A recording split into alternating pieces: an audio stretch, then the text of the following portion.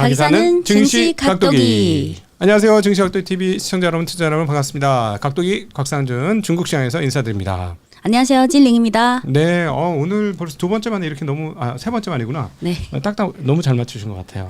네, 역시 센스가 있으신 것 같아. 네, 자, 오늘 그 중국 시장이 네.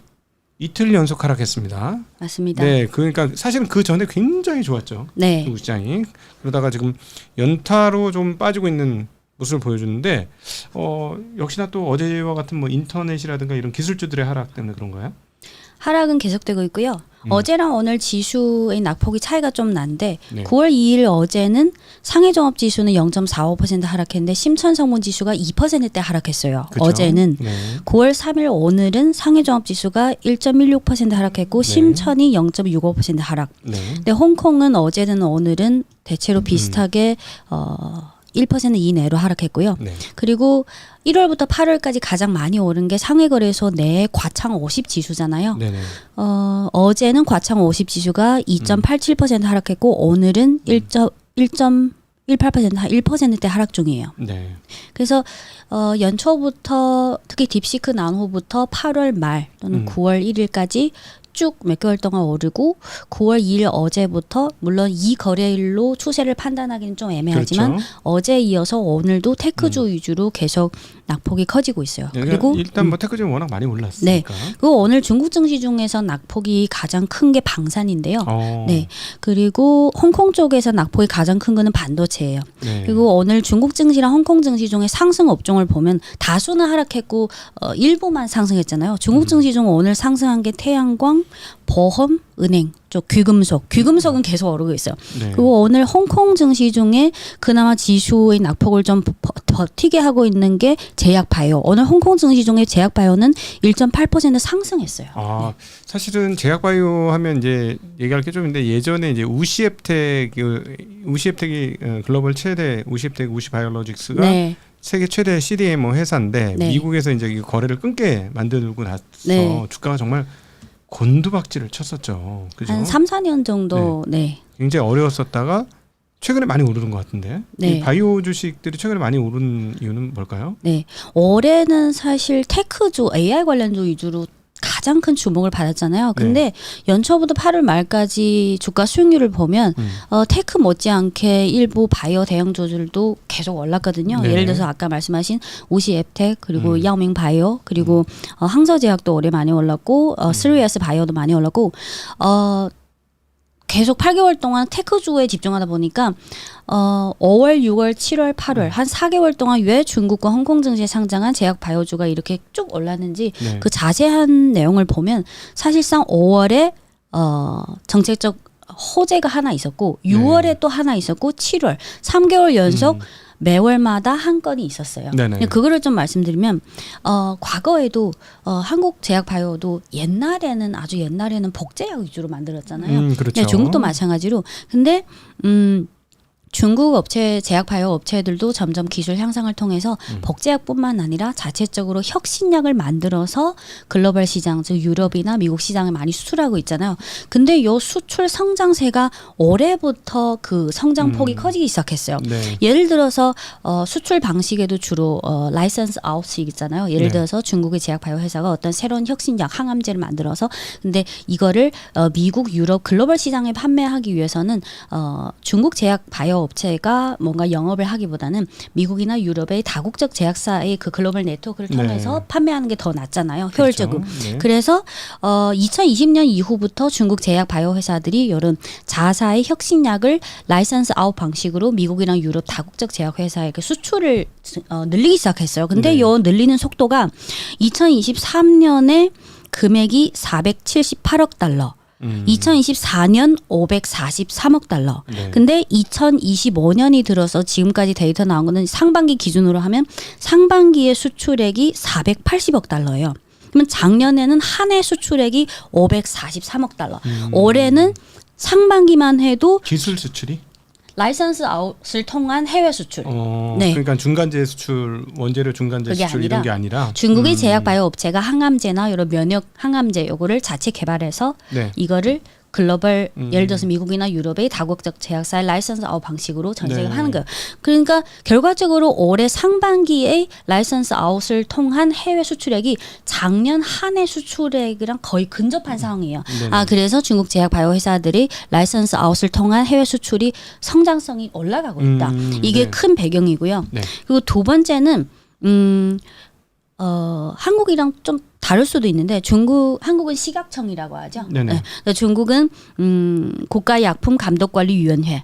근데 지난 10여 년 동안 장기간 동안 중국의 제약 바이오 회사가 어떤 혁신적인 뭐 좋은 약품을 개발해서 그거를 시각청에 해당하는 그 국가약품감독관리위원회에서 허가를 받아야 되잖아. 근데 네. 그게 시간이 오래 걸렸어요. 뭐 네네. 2달 걸릴 때도 있고 3개월 걸릴 때도 있고 더 길게. 근데 올해 6월 16일에 중국의 시각청에서 이 혁신약을 승인하는 기간을 기존의 60 거래일 이상에서 30일로 줄이라. 절반으로. 네, 그러면 네. 제약 바이오 입장에서는 퀄리티가 좋은 약품을 출시하면 더 빨리 승인받아서 더 시장의 유통이 빠르게 되죠. 네네. 이게 두 번째, 6월 달에 나온 정책 호재고 7월 달에 7월 1일에 중국도 예를 들어서 제약 바이오 회사가 어떤 좋은 약품을 개발해서 그거를 파는 방식이 그냥 파는 것도 있고 그거를 건강보험 그 약품 관리 목록에 포함시키면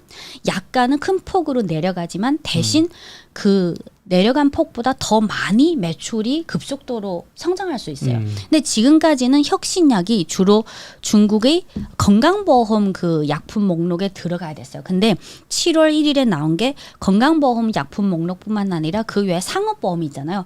일부 자체 개발 혁신약품을 상업보험에 포함시켜서 약가를 네. 대폭 인하한 대신 매출 그 판매량을 확 늘리게 한다. 그래서 5월, 6월, 7월 이렇게 나왔고요. 그리고 네. 아까 5월에 중국의 제약 바이오 혁신약의 그 라이선스 아웃 방식의 그런 수출이 늘었다. 근데 요거 중에서 5월 19일이랑 7월 28일에 두 개 아주 상징성이 있고 아주 네. 큰 사례가 있었어요. 5월 19일에는 홍콩에 상장한 중국 제약 바이오 회사 중에 삼생제약, 영문명은 3S 바이오. 3S 바이오가 5월 19일에 화이자랑 라이선스 아웃을 계약을 했는데 그 3S 바이오가 개발한 항암제를 그 화이자가 글로벌 독점 라이선스를 60억 달러로 계약을 했어요. 네. 그래서 어떤 제약 바이오 종목의 연초 들어서 쭉 올라가고 네. 어떤 제약 바이오는 요 5월 19일 3S 바이오가 화이자랑 이렇게 60억 달러 계약을 최근에 지금 5월부터 네. 급속도로 올라간 종목도 있고 그리고 7월 28일에 항서제약이 또 다국적 제약사 중에 GSK라고 있잖아요. 네. 7월 28일에 항서제약이 GSK랑 글로벌 독점 라이선스 체결해서 120억 달러 계약을 체결했어요. 이 두 회사만 해도 뭐 한 200억 달러 되니까 네. 상반기 매출 반 수출에 정도를, 네. 엄청나게 하는 거니까 라이센스 아웃이 굉장히 크게 몇 건이 큼지막하게 네, 일어났다. 사실은 그 우시앱텍 CDMO 회사에서도 아실 수 있지만 이미 그 중간재 원재료 쪽의 수출은 굉장히 많아요. 네, 그래서 맞아요. 제가 현장에 계신 분한테 얘기를 들어보니까 미치겠다는 거야. 좀 막 덤핑, 우리 입장에서 거의 덤핑 수준으로 나와가지고 남는 게 없다는 거지. 원료약을 말씀하시는 그렇죠. 거죠? 원료약. 원료약이 막 그런 게 굉장히 많다고 얘기를 했는데 그것뿐만 아니라 뭐 CDMO도 사실은 네. 미국이 지금 제어를 해서 이리저리 해서 조금 흔들거리고 네, 있는 네. 거지만 라이센스도 상당히 많다. 네. 이런 상황이다. 네. 네. 그래서 주가 상승이 이루어졌다. 네. 그러니까 갑자기 궁금한 게 생겼는데요. 우리 한국은 의대를 최고로 치잖아요. 네. 중국도 의대를 지금 최고로 치나요? 의사 되는 거? 어디에서 들려보면 이게 또 옛날 데이터이긴 한데 중국에서는 의사가 그냥 평범한 셀러리맨 수준에서 조금 낮기 때문에 우리나라처럼 뭐 의사 되려고 그렇게 기를 쓰고 애를 쓰지 않는다. 뭐 이런 이야기가 과거에는 있었는데 지금은 어떤지 좀 궁금합니다.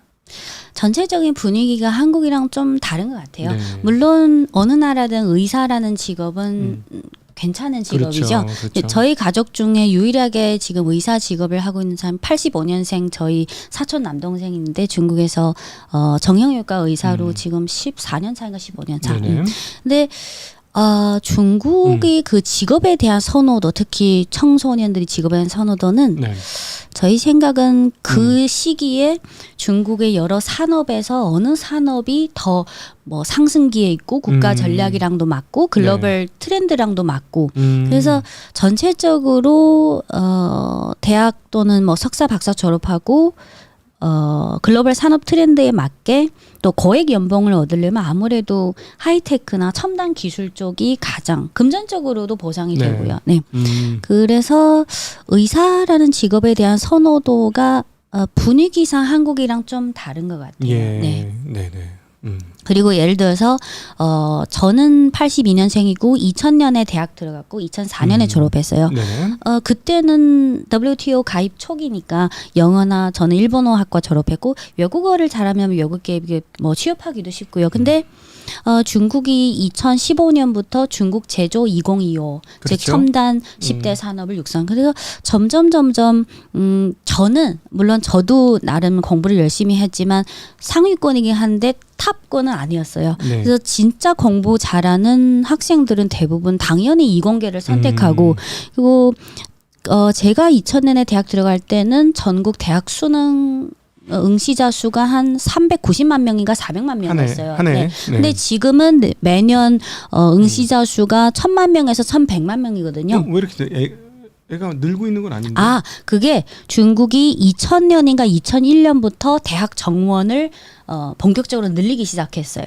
네. 네. 그래서 제가 2000년에 들어갔으니까 거의 2000년인가 2001년부터 늘기 시작했어요. 근데 대학 정원은 늘렸는데 청와대나 북경대나 완전 공부 가장 잘하는 학생들이 들어가는 그 정원은 거의 늘지 않아. 그래서 정원은 늘렸는데 경쟁률은 더 올라간 그럼 거예요. 우리나라는 뭐 서울대 현상 같은 게 좀 있잖아요. 서울대 나오면 뭔가 이렇게 그 죽을 때까지 그게 마치 명찰처럼 따라다니는 그런 경향성이 좀 있는데 일본 동경대가 좀 그런 성향이 있고 칭화대나 북경대나 중국도 그런 경향이 있나요? 아니면은 뭐 지역 사실은 그게 여러 나라의 집합 그 유나이티드 같은 개념이잖아요. 네. 거기도 성 하나가 나라 수준이지 않습니까? 사이즈가 보면. 저희 생각은 초기 몇 년 동안은 뭐 취업이든 창업할 때든 그런 호강 효과가 당연히 있죠. 네. 근데 실제로 창업이나 뭐 직장인으로서 실무로 들어가면 시간이 흐를수록 그 호강보다는 실력으로 결과물로 예를 들어서 지금 중국 여러 명문대에서 첨단 기술, 뭐 AI 로봇 그런 가장 존재감이 있는 학교가 뭐 청와대학이 있고 절강대학이 있고 예를 들어서 중국 AI 빅모델 1위 업체인 딥시크 창업자도 뭐 절강대 출신이고 그래서 중국은 저도 고등학교 3학년 때 원래 인문계 반에 있다가 네. 잠깐 화학이 재미있어서 이공계 반으로 잠깐 넘어갔다가 한 달 후에 다시 인문계 반으로 돌아온 케이스예요. 그런 것도 가능해요. 제가 다닌 학교는 학생 수가 적어서 그 협의해서 가능해요. 네네네. 근데 어쨌든 기술 쪽에 대한 지향성이 굉장히 학생들이 네. 크다. 그리고 화웨이도 그렇고 화웨이는 매년마다 석박사 천재급 대상으로 화웨이 천재 무슨 프로젝트라고 해서 몇 년 동안 계약을 하면 예를 들어서 하이테크 뭐 AI나 그런 관련 청와대나 그 몇 개 명문대에서 박사를 졸업하면 화웨이의 그 천재 소년 프로젝트에 들어가면 초봉이 원화로 2억 원은 되거든요. 그래서 그거는 국가 발전 전략이랑 글로벌 트렌드도 맞고 개인적으로 금전적인 또는 커리어 성장에도 이게 여러모로 다 좋은 게 좋으니까. 네네네. 그렇구나. 확실히 그 최근에 빠른 그 어떤 IT 쪽에서의 성장은 결국 많은 인력을 그 배출을 했기 때문에 그게 가능한 일이었다. 네. 이렇게 또 정리해 볼 수 있을 것 같아요. 그리고 응시자 수 중에 예를 들어서 1,100만인데 1,000만으로 생각하면 그 중에 한 50%에서 60%는 이공계 출신이니까 그 중에서 또 선발해서 네. 또 다음 이슈 있으실까요? 지금 벌써 시간은 거의 다 됐어요. 그리고 8월 말까지 계속 하이테크 뭐 AI 위주로 급등하고 9월부터 어제 이어서 오늘 이 거래일 하락 중이잖아요. 네. 지금 중국 현지 분위기를 몇 가지 꼭지를 들어서 말씀드리면 한 서너 가지가 있는데 첫 번째는 어느 열병식 날에 네. 오히려 방산주 위주로 테크주 위주로 급락했잖아요. 근데 이런 게 있어요. 8월 말 9월 초는 실적 시즌이 일단락되고 약간 9월로 과도하는 시기. 그래서 과거에는 과거 10여 년 동안 상해종합지수 그 흐름을 보면 네. 대체로 8월 말 9월 초에 실적 시즌이 끝나고 이런 과도기에 약간의 그 조정이 조정 장세가 있어요. 요거는 계절적인 거고 그리고 열병식이 10년마다 하는 건데 매년 3월에 전인대가 있잖아요. 3월 월에 전인대 같은 경우도 과거 15년 전인대 일주일 전, 2주 전, 3주 전, 1개월 전 그리고 전인대 1주 후, 2주 후 이런 그 전후의 상해종합지수 흐름을 보면 대체로 한 전인대 2, 3주 전까지는 계속 기대감 때문에 정책 기대감 때문에 상승하는데 오히려 그 이벤트의 이벤트가 임박할수록 이제 이익 실현이 나오는 거예요. 그리고 이게 첫 번째고 두 번째는 지금 8월, 5월, 6월, 7월, 8월 거의 매월 AI나 뭐 인프라나 여러 가지 산업 관련 정책이 계속 나왔어요. 네. 근데 9월 거의 큼직한 거는 다 나왔고 9월이 어떻게 보면 정책 공백기라고 봐야 돼요. 그리고 10월에는 그 사종 전회가 있어요. 네네. 사종 전회가 왜 중요하면 올해가 2025년 14차 5개년의 마지막 해예요. 네네. 그러면 2026년부터 30년까지는 15차 5개년 계획. 근데 15차 5개년 계획의 국가 발전 그 발전 전략의 총 그 공문은 내년 3월 전인대에서 거수해서 통과시켜요. 법적으로. 근데 그 전인대 전에 사중전에도 거의 내용들은 다 마무리된다. 네. 그래서 10월 사정전에 때 그 가이드라인이나 거의 연구 검토가 완료되고요. 그래서 5년을 계획하는 사중전이기 때문에 네. 올해 사중전은 딴 때보다 상당히 중요하다. 네, 그래서 9월 달은 약간 정책 공백기가 있고 세 번째는 지금 중국이 내수 시장도 과거 대비 둔화되고 부동산도 모든 지표들이 거의 다 전년 동기 대비 마이너스잖아요. 그렇죠. 근데 지난 6, 7, 8월 3개월에 거쳐서 뭐 상해시, 북경시, 중국의 많은 지방 정부에서 부동산 시장이 너무 둔화가 길어지니까 부동산 주택 구매 제한이라든지 대출 완화 여러 가지 수요 조절 시기 그렇죠. 완화 정책. 그러면 그거를 포함해서 이제 9월 15일에 3대 실물 부동산을 포함한 3대 실물 경제 지표가 9월 15일에 발표된 게 8월 지표고 10월 15일에 발표되는 게 9월 지표. 그러면 이제부터 한 2, 3개월 동안 실물 경제 지표가 어떻게 나오는지 좀 지켜봐야 되고요. 그리고 네 번째도 좀 중요한 것 같은데 4월 초에 전 세계 트럼프 관세 전쟁 때문에 급락하고 중국이 증한 자금이 한 76조 원 정도 네. 2분기에 들어갔잖아요. 근데 증한 자금이 증시 안정화가 목적이지 자극해서 거품 만드는 목적은 아니잖아요. 그래서 지난주 8월 마지막 주부터 슬슬 흘러나오는 게 2분기에 들어간 76조 원의 증한 자금 중 일부가 어느 정도 그 미션 완료됐으니까 그 중에 빠져나온다? 일부가 그러니까 빠져나올 타이밍이 되지 않. 요거는 확실한 그게 아니고 이제 슬슬 일부 자금이 시장에서 걱정하고 있는 바구나. 약간 만약 그 빠져나온 금액이 좀 크면 9월 달에 요 정책 공백기에 약간 애매한 흐름이 좀 길게. 그래서 지금은 중국 현지에서도 좀 관망 분위기가 농후하고 좀 눈치 보기 그런 분위기인 것 같아요. 네네 그렇군요. 자 사실 그 부동산 얘기 잠깐 나와서 궁금해서 막 물어보고 싶었는데 시간이 벌써 네. 순식간에 18분이 지나버렸습니다. 네네 그래서 부동산 얘기는 근데 그 저희가 이선 도시 갔다 진짜 궁금했잖아요. 새 집들이 엄청 많은데 진짜 완벽한 새 집. 그게 보니까는 그 모든 게 한국하고 좀 다른 게 요즘 한국은 아파트가 베란다가 없어요.